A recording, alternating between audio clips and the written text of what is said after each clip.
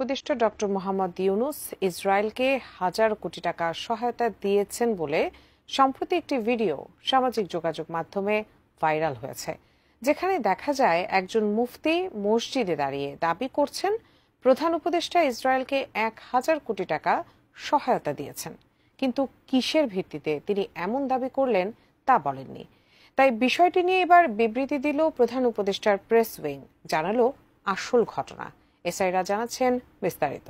প্রধান উপদেষ্টা তিনি ইসরায়েলকে সহযোগিতা দেয়। ফিলিস্তিনের গাজায় অবিরাম হামলা চালানো ইসরায়েলকে ডক্টর ইউনুসের 1000 কোটি টাকা দেওয়ার প্রসঙ্গ নিয়ে একটি ভিডিও সামাজিক যোগাযোগ মাধ্যমে ছড়িয়ে পড়েছে। সম্প্রতি মুফতি আলাউদ্দিন জিহাদি নামে এক বক্তা তার বয়ানে এ অভিযোগ করেছেন। সেই সাথে তিনি দেশের তরুণ সমাজকে আরও একবার এর বিরুদ্ধে গর্জে ওঠার আহ্বান জানিয়েছেন।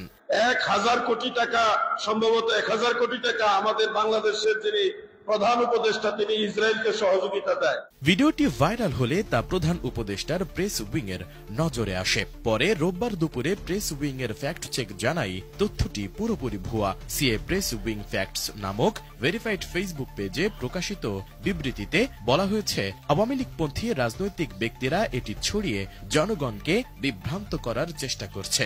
এ মিথ্যা ও বানোয়াট প্রচারণা মূলত অধ্যাপক ইউনুস ও তার অন্তর্বর্তীকালীন সরকারের বিরুদ্ধে চলমান ষড়যন্ত্রের অংশ।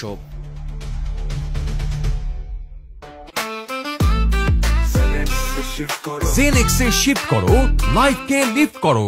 স্বাধীন ফ্যাক্ট চেকিং সংস্থাগুলো জানিয়েছে, অধ্যাপক ইউনুসের সংগঠন গ্রামীণ আমেরিকা ইসরায়েলকে $1 কোটি সহায়তা দিয়েছে এমন দাবি প্রথমে 2023 সালের অক্টোবর মাসে বাংলা ইনসাইডার নামে একটি অনলাইন পোর্টালে প্রকাশিত হয়। পরে এটি ধীরে ধীরে অন্যান্য কিছু অনলাইন পোর্টাল ও সংবাদ মাধ্যমেও প্রকাশ পায়। এ বক্তব্য ছড়িয়ে পড়ার পর রিউমার স্ক্যানারও বিষয়টি তদন্ত করে। তখন জানা যায় আওয়ামী লীগের প্রচারণামূলক অনলাইন মিডিয়া বাংলা ইনসাইডার ভুয়া প্রতিবেদনটি প্রকাশ করে এবং তা ছড়িয়ে দেয়। শুধু তাই নয়, ইসরায়েলি মন্ত্রণালয় থেকেও প্রকাশিত কোনো বিবৃতিতে এমন কোনো তথ্য পাওয়া যায়নি। এছাড়া ইসরায়েলি সাংবাদিক ও ফ্যাক্ট চেকাররাও জানান, তারা এমন কোন সহায়তার বিষয়ে অবগত নন। একই সঙ্গে ইউনুস সেন্টারও নিশ্চিত করে যে এই বিষয়টি পুরোপুরি মিথ্যা।